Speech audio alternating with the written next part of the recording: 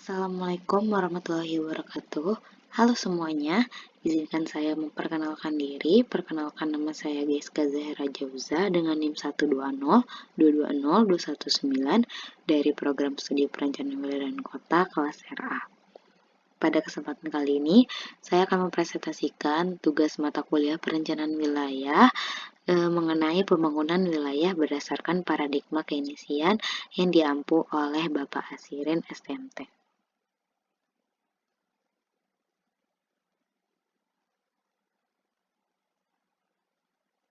Outline. Ada 5 outline pada presentasi hari ini. Yang pertama yaitu sejarah teori Keynesian, kedua pokok pemikiran teori Keynesian, ketiga pembangunan wilayah dengan pendekatan Keynesian, keempat kebijakan teori Keynesian, dan yang terakhir yaitu contoh studi kasus. Sejarah teori Keynesian.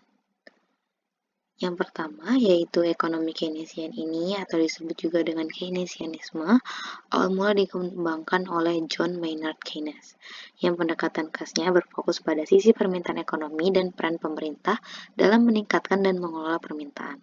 Ekonomi Keynesian berkembang selama dan setelah depresi hebat atau Great Depression dari ide-ide yang disajikan oleh Keynes dalam bukunya tahun 1936 yang berjudul The General Theory of Employment, Interest, and Money. Ekonomi Keynesian telah banyak digunakan sebagai model ekonomi standar di negara-negara maju selama dan sesudah Great Depression, Perang Dunia II, dan ekspansi ekonomi pasca Perang 1945 hingga 1973. Munculnya krisis keuangan global tahun 2007 hingga 2008 menyebabkan kebangkitan pemikiran Keynesian yang berlanjut sebagai ekonomi Keynesian baru. Selanjutnya yaitu pokok pemikiran teori Keynesian. Yang pertama ada teori basis ekspor atau export base, di mana teori ini menekankan pada sisi permintaan. Menurut teori ini, wilayah yang mengekspor lebih besar, maka wilayah pengekspor tersebut wilayah yang lebih tumbuh perekonomiannya. Teori ini menekankan pentingnya spesialisasi dan dampak permintaan dari wilayah lain atau eksternal untuk pertumbuhan produksi wilayah.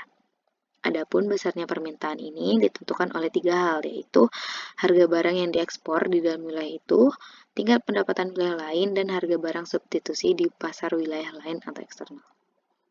Selanjutnya ada teori sirkular dan kausal kumulatif atau circular and cumulative quotient. Ada 2 teori sirkular dan kausal kumulatif terkait penjelasan kesenjangan wilayah. Yang pertama, teori Myrdal yang mengambil cara pandang dari Keynesian dan institusionalisme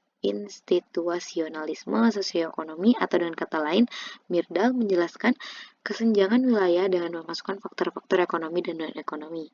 Yang kedua, teori Kaldor yang menjelaskan hanya dari sisi faktor-faktor ekonomi. Teori ini menyatakan bahwa proses pertumbuhan wilayah cenderung terjadi secara melingkar dan kumulatif terkumpul pada satu wilayah yang pada akhirnya menghasilkan pertumbuhan wilayah yang tidak seimbang. Uraian teori ini, baik ala Myrdal maupun ala Kaldor, menyatakan bahwa wilayah kekayaan perekonomian lama-kelamaan akan cenderung terakumulasi di suatu wilayah yang sudah sejahtera terlebih dahulu, sementara wilayah yang miskin atau tertinggal akan terjebak dalam ketertinggalannya. Berikut ini ada diagram alir pada wilayah yang semakin miskin dengan pendekatan Myrdal atau lingkaran setan kemiskinan, di mana wilayah yang miskin dan tertinggal ini disebabkan oleh beberapa faktor, yaitu pendidikan dan keterampilan yang rendah, lemahnya percaya dan berjejaring, diskriminasi, pendapatan yang rendah, kesehatan badan dan kejiwaan yang buruk, kebiasaan dan norma-norma yang buruk ini terus berputar dan melingkar sehingga wilayah yang miskin dan tertinggal ini akan tetap berada di ketertinggalannya. Selanjutnya ada teori kutub pertumbuhan atau growth pole, di mana teori kutub pertumbuhan ini mengacu pada sebab akibat kumulatif juga, khususnya hubungan potensial antara industri penggerak atau propulsive industri yang mampu menghasilkan pertumbuhan yang diinduksi melalui hubungan antar industri, baik ke belakang maupun ke depan. Menurut teori ini, perkembangan ekonomi wilayah akan memusat atau mengutup di suatu wilayah yang memiliki aglomerasi industri penggerak perekonomian wilayah atau industri yang memiliki efek pengganda dan keterkaitan ke belakang maupun ke depan. Selanjutnya, pembangunan wilayah dengan pendekatan Keynesian, di mana definisi Teori Keynesian sendiri terhadap pembangunan wilayah adalah upaya yang memerlukan intervensi pemerintah atau upaya pembangunan yang tidak dilepaskan pada mekanisme pasar dalam rangka mengurangi kesenjangan atau disparitas wilayah ataupun dalam rangka mencapai pembangunan antar wilayah yang seimbang. Jika diserahkan pada mekanisme pasar, maka dapat terjadi divergensi wilayah, yaitu kecenderungan terjadinya polarisasi pertumbuhan wilayah yang terjadi hanya pada wilayah tertentu. Berikut ini ada beberapa kebijakan dari pembangunan wilayah itu sendiri, yaitu pertama, bantuan untuk wilayah secara ekstensif, kedua, bantuan otomatis atau subsidi modal dan tenaga kerja secara otomatis, ada desentralisasi kewenangan dalam meregenerasi ekonomi wilayah dari nasional ke pemimpin-pemimpin dan lembaga-lembaga di tingkat subnasional.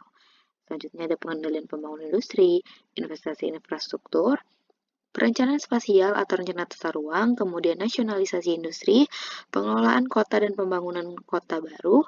Selanjutnya ada stimulasi atau dukungan untuk industri yang berorientasi ekspor atau export stimulation, inovasi kelembagaan perekonomian, dan yang terakhir yaitu pembangunan kawasan-kawasan industri yang bisa menggerakkan efek berganda. Contohnya, industri otomotif, kimia di wilayah yang tertinggal. Selanjutnya ada contoh studi kasus yang saya ambil pada presentasi hari ini, yaitu kawasan industri Rungkut yang terletak di Surabaya.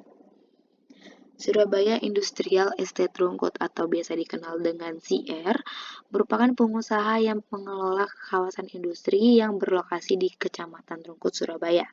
Kawasan industri di lokasi Rungkut ini memiliki luas total sekitar 245 hektar yang dibebaskan mulai tahun 1974 dan mampu menampung 267 perusahaan yang terdiri dari 21 PMA dan 246 PMDN, di mana PT CR ini bergerak di 7 bidang usaha, yaitu penjualan kafling tanah industri, kedua persewaan bangunan pabrik siap pakai, ketiga persewaan gudang, keempat persewaan sarana usaha industri kecil, kelima jasa pemborongan dan jasa konsultasi, keenam jasa logistik dan transportasi, yang terakhir yaitu persewaan ruang perkantoran.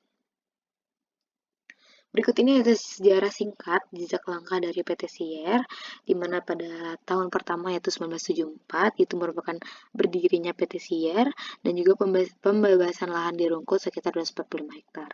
Pada tahun 1980, pembangunan IPAL di kawasan industri Rungkut. Kemudian 5 tahun setelahnya ada ekspansi kawasan industri ke Berbek dan pembebasan lahan di Berbek itu sekitar 87 hektar. Lanjut, 4 tahun setelahnya ada ekspansi kawasan industri ke Pasuruan dengan pembebasan lahan sekitar 500 hektar. Pada tahun 1995 ada pembangunan IPAL di kawasan industri Pier, dan tahun 2000 pendirian PT Siar Puspa Utama, yaitu anak perusahaan yang bergerak di bidang konstruksi dan juga pengadaan. Pada tahun 2012 ada penambangan kapasitas IPAL di kawasan industri Pier dan pembebasan lahan di Pier 2 sekitar 63 hektar tahun 2013 dan yang terakhir 2017 yaitu memasuki bisnis jasa total logistik dan optimalisasi anak perusahaan. PT CR mengelola dan mengembangkan 3 wilayah industri. Yang pertama yaitu ada Surabaya Industrial Estate Rungkut yang terletak di Surabaya. Itu meliputi area 245 hektar yang telah disewa dan ditempati oleh sekitar 300 perusahaan. Kemudian ada Sidoarjo Industrial Estate Berbek yang areanya sekitar 87 hektar yang telah juga mempekerjakan ribuan pekerja. Selanjutnya ada Pasuruan Industrial Estate Rembang atau PIER dengan luas 563 hektar. Pier ini terletak 60 km dari Pelabuhan Tanjung Perak Surabaya yang terhubung langsung dengan jalan tol. Selanjutnya ada kebijakan kawasan industri Rungkut Surabaya. Berpedoman pada peraturan pemerintah tahun 1969 mengenai perusahaan perseroan, R. Sukojo ingin merealisasikan Surabaya sebagai kota industri. PT CR ini mulai didirikan pada tanggal 30 April tahun 1974 di kawasan Rungkut Industri Surabaya. Hal tersebut diperkuat dengan adanya surat permohonan fasilitas PMDN dari PT Persero Surabaya Industrial Estate Rungkut atau PT CR pada tanggal 30 April 1974 nomor 010-DU-1974 yang disampaikan melalui BKPM Daerah Jawa Timur. Adapun, arahan kebijakan kawasan industri mempunyai tujuan sebagai berikut. Yang pertama, mengendalikan pemanfaatan ruang. Yang kedua, meningkatkan upaya pembangunan industri yang berwawasan ramah lingkungan. Ketiga, mempercepat pertumbuhan industri di daerah tersebut. Yang keempat, yaitu meningkatkan daya saing industri. kemudian meningkatkan daya saing investasi, dan yang terakhir yaitu memberikan kepastian lokasi dalam perencanaan dan juga pembangunan infrastruktur yang telah terkoordinasi. Berikut ini ada peta konstelasi kawasan industri rungkut terhadap kota Surabaya, di mana terdapat peta yang berwarna merah merupakan lokasi kawasan industri tersebut yang berada di Kecamatan Rungkut, yang mana berdasarkan RT RW Kota Surabaya tahun 2014 hingga 2034, Surabaya Industrial Estate Rungkut di unit Pangama 1 diperuntukkan sebagai kawasan industri. Selanjutnya ada penentuan lokasi industri siar, di mana adanya perkembangan sektor industri apabila tidak diimbangi dengan kebijakan-kebijakan, maka dapat memberikan dampak negatif terhadap lingkungan di sekitarnya. Salah satu kebijakan utama dalam pelaksanaan industri adalah adanya pemilihan lokasi kawasan industri. Berikut ini ada tabel tiga faktor penentuan lokasi industri siar. Yang pertama yaitu biaya transportasi, di mana implikasinya yaitu aksesibilitas yang tinggi meminimumkan biaya transportasi, yang mana lokasi siar ini berdekatan dengan beberapa jalan utama, yaitu Jalan Mer, Jalan Ahmad Yani, dan juga Jalan Ton yang menghubungkan ke Bandara Juanda. Yang kedua yaitu upah tenaga kerja yang berdekatan dengan lokasi permukiman, sehingga tempat tinggal pekerja dan dapat upah tenaga kerja ini dapat diminimalisir. Yang ketiga yaitu aglomerasi, di mana implikasinya adanya pertumbuhan industri yang berasal dari beberapa titik pertumbuhan pada kawasan tersebut. Yang terakhir yaitu kesimpulan, di mana berdirinya PT SIR di kawasan industri Rungkut Surabaya yang lokasinya dinilai strategis karena letaknya dekat dengan jalan tol, jalan provinsi, dan juga pelabuhan dan bandara udara, menimbulkan daya tarik bagi masyarakat sekitar yang ingin menjadi buruh tenaga kerja di salah satu perusahaan sekitar kawasan PT SIR, serta adanya beberapa perusahaan yang juga ingin menyewa lahan untuk kegiatan industri. Lokasi kawasan industri PT SIR ini juga menciptakan adanya perumahan di sekitar area industri tersebut. Hal ini membuktikan bahwa dengan adanya PT SIR dapat memberikan dampak yang besar terhadap pembangunan wilayah di kota Surabaya.